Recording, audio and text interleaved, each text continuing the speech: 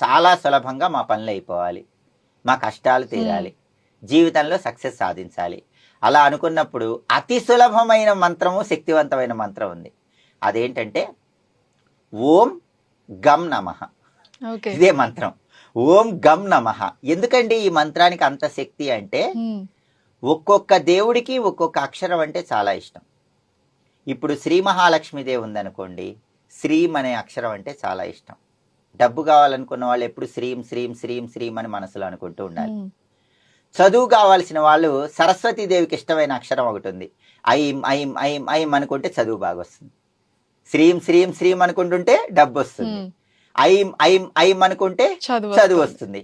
అలాగే కష్టాలు తీరి రాజయోగం కలగాలంటే హ్రీం హ్రీం హ్రీం అనుకోవాలి. ఎందుకంటే లలిత అమ్మవారికి నామం కూడా ఉంది, హ్రీంకారి హ్రీంకార రూప ప్రణవ స్వరూప. హ్రీం అనే అక్షరం ఎక్కడ ఉంటే అక్కడ లలిత అమ్మవారి అక్షరంలో కూర్చుని ఉంటుంది.